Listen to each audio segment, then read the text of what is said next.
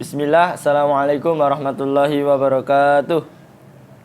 Alhamdulillahirabbil alamin. Nahmaduhu wa nasta'inuhu wa na'udzu billahi min sururi anfusina wa min sayyiati a'malina. May yahdihillahu fala mudhillalah wa may yudhlil fala hadiyalah.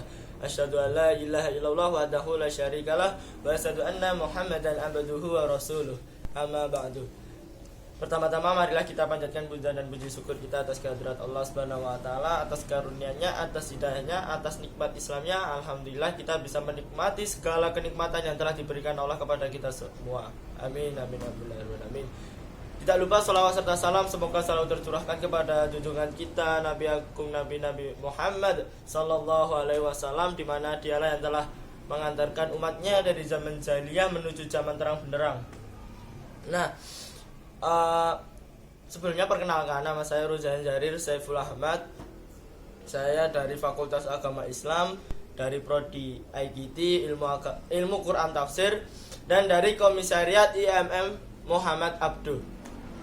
Nah, NIM saya, NIM saya, nomor induk mahasiswa saya G 100 2052 G 100200052. Nah, lanjut ya teman-teman. Di sini saya akan kultum singkat dengan tema kenapa Islam mundur. Nah, sebelum sampai ke sana saya mau bercerita tentang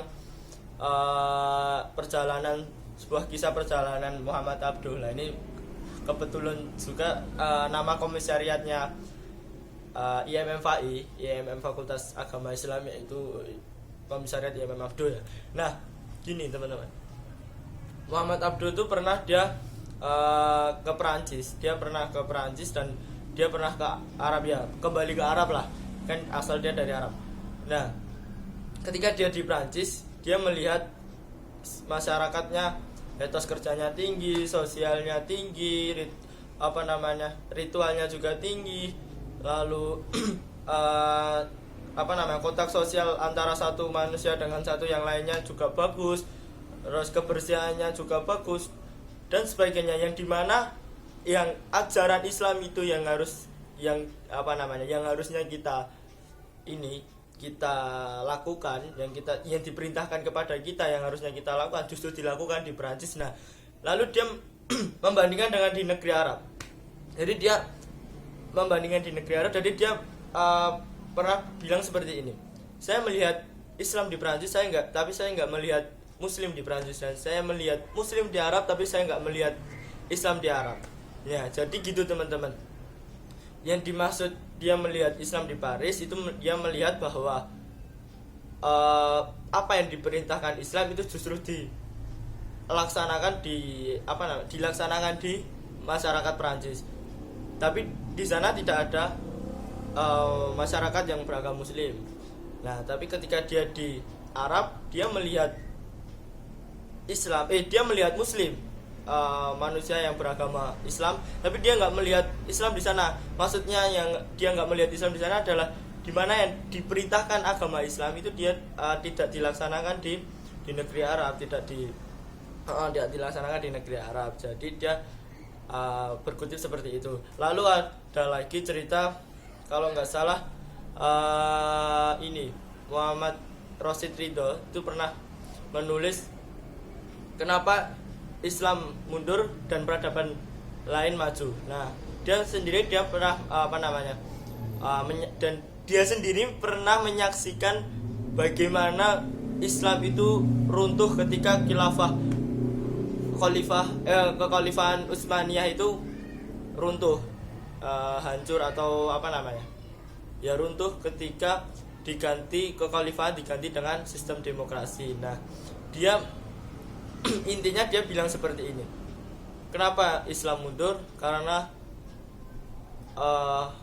masyarakat Muslim tidak menjalankan syariatnya sendiri, justru dia menjalankan perintah-perintah atau amalan-amalan, nggak tahu amalan dari luar. Justru dia nggak melaksanakan perintahnya sendiri, dia nggak melaksanakan perintah agama Islamnya sendiri, tapi dia justru melaksanakan perintah nggak tahu dari mana, dari peradaban lain. Nah, Nah, ini yang menjadi PR dari kita, bahwa jadi Rasid itu apa namanya? Kalau di garis bawah seperti ini.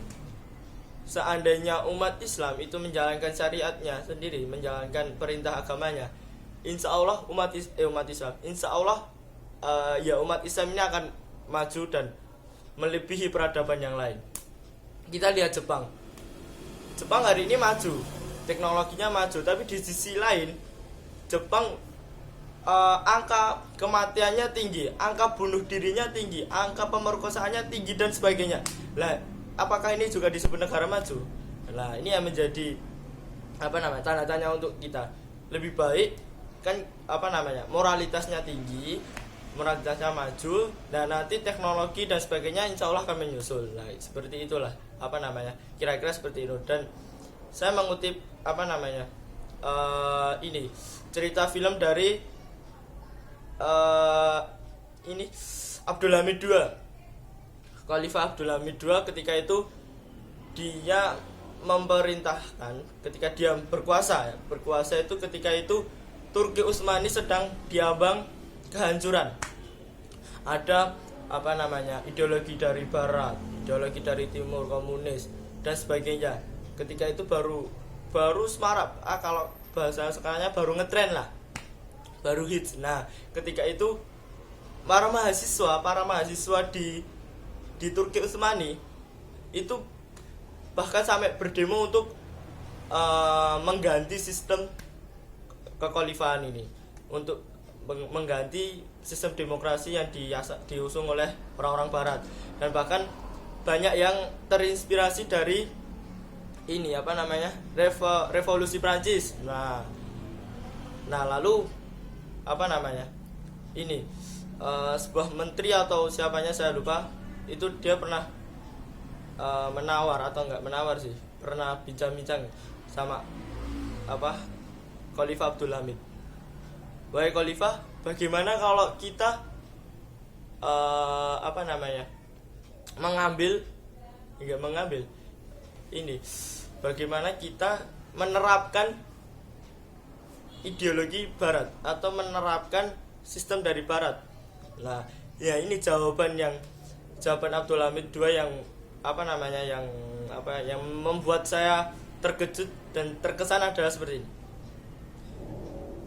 Wahai menteriku, musuh tidak akan memberi bunga kepada kita. Jadi yang kita jadi ini sebuah kalimat yang singkat tapi ini maknanya sangat banyak. Jadi musuh itu nggak akan pernah memberikan bunga kepada kita. Ya mungkin musuh akan memberikan sebuah hadiah kepada kita. Pasti ada sesuatu di balik itu lah, intinya seperti itu teman-teman. Nah mungkin itu jadi intinya adalah seandainya kita menjalankan perintah agama kita, menjalankan syariat, insya Allah umat Islam akan maju dan bahkan bisa melebihi peradaban yang lain, peradaban barat dan sebagainya. Tapi seandainya kalau kita justru masih berkutik dengan ideologi barat, ideologi yang lain, ya nanti kita akan ya seperti itu aja, nggak akan maju-maju. Nah mungkin itu seperti itu teman-teman. Kurang lebihnya mohon maaf.